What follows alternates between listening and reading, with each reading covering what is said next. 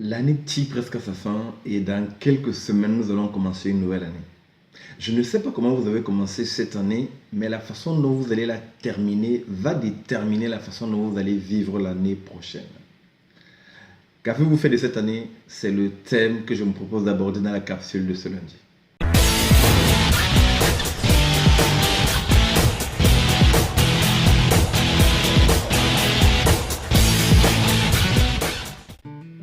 Bonjour, ici Henri Missola, développeur de potentiel. Je vous souhaite la bienvenue à la capsule du lundi et j'espère que peu importe où vous me suivez, cette capsule vous retrouvera dans une forme magnifique. Qu'avez-vous fait de cette année?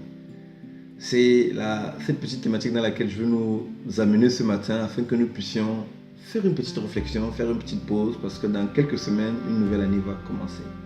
Et pour le faire, je vous propose simplement de voir trois points qui vont nous permettre de faire comme une pause avant de commencer la nouvelle année. Peu importe comment vous avez commencé cette année, je pense qu'il est important de se poser trois questions. Trois questions qui vont nous aider à nous projeter, trois questions qui vont nous aider à aborder la nouvelle année en étant prêts.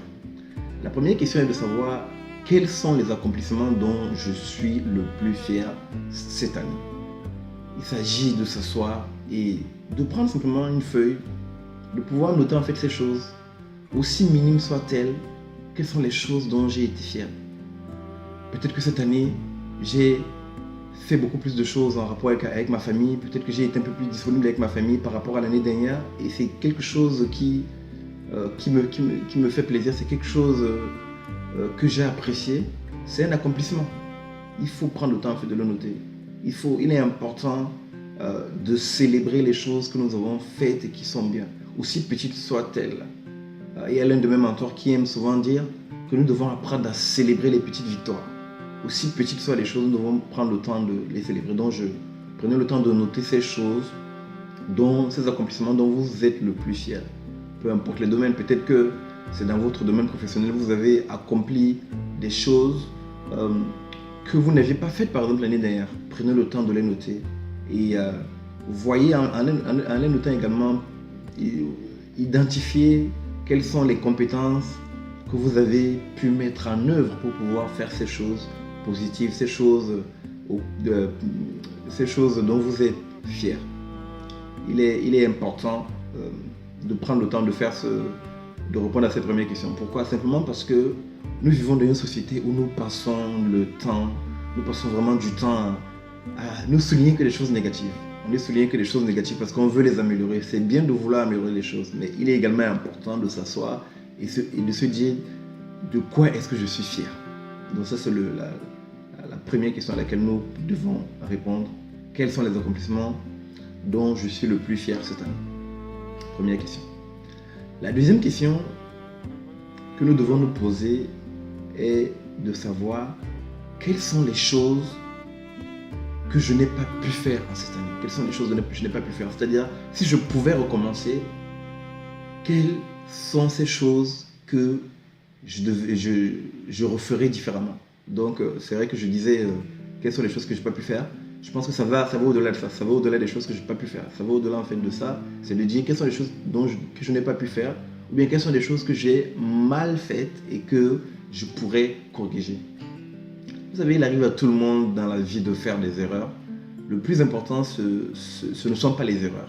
Le plus important, ce sont les leçons que nous pouvons tirer des erreurs que nous avons faites. Donc là, l'année est en train de se terminer. Nous allons bientôt amorcer le mois de décembre. Et à un moment, il est important de se poser cette question, de s'asseoir et de voir ces choses que nous avons mal faites et de voir comment nous pouvons les corriger ou bien ces choses que nous devons commencer à faire, nous n'avons pas forcément mal faites, mais nous n'avons pas atteint le but en fait de ce que nous étions fixés. Et il est important de se poser la question de savoir quelles sont ces choses et qu'est-ce que je peux faire pour pouvoir les corriger. C'est une question qui est importante et il est important de pouvoir le coucher sur une feuille. Il est important de ne pas simplement être dans la réflexion, mais de les noter. Ça nous permet en fait d'avoir une trace et ça nous permet un moment lorsque nous allons amorcer la nouvelle année et lorsque nous allons commencer à vivre cette nouvelle année, un moment de prendre cette feuille où nous avons noté des choses et de regarder où est-ce que nous en sommes dans l'année prochaine, où est-ce que nous en sommes par rapport à ce que nous avons noté dans notre bilan de l'année dernière? Ça, c'est la deuxième question qui me semble également importante. La troisième question, qui est tout aussi importante, c'est de se poser la question de savoir où est-ce que nous allons pour l'année d'après. Vous savez, il n'y a rien de pire que de commencer une année ou bien de commencer quelque chose sans se fixer un but. Il n'y a rien de pire que de commencer un voyage sans savoir où est-ce qu'on va. Je ne peux pas aller prendre un avion sans destination. Il faut un moment que je définisse où est-ce que je veux aller, et c'est ce qui me permettra de prendre le bon train ou bien de prendre le bon avion. Donc il est important d'avoir cette projection. C'est ce que Stephen Covey disait. Il disait souvent « Start with the end in mind ». Avant de commencer à faire quelque chose, il faut que je visualise la fin. Il faut que je me vois en fait où est-ce que je suis en train d'aller. Lorsque j'ai la fin en tête, lorsque j'ai la fin dans mon esprit, il est plus facile de définir les actions que j'ai envie de mettre en œuvre pour pouvoir accomplir ce que je vois dans mon esprit, cette fin-là. Il sera plus facile de mettre en place ces actions pour pouvoir accomplir, pour pouvoir arriver à cette fin. Les amis, ce sont les 3 questions dans lesquelles je voulais nous mener ce matin pour que nous puissions faire une réflexion. Donc pour récapituler, la première question est de savoir quels sont les accomplissements majeurs dont je suis fier cette année. Il est important de célébrer les victoires, aussi petites soient-elles.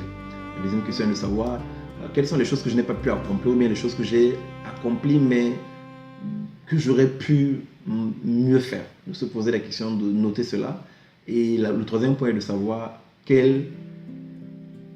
comment est-ce que je me vois l'année prochaine.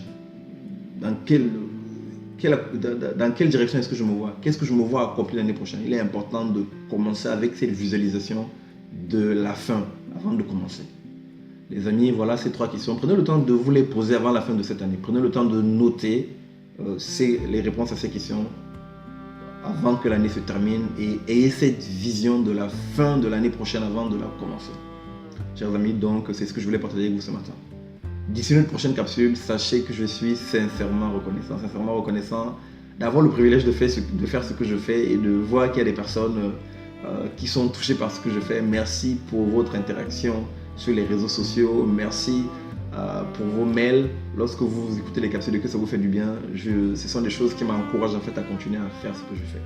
Merci de tout cœur. Je vous dis à la prochaine capsule.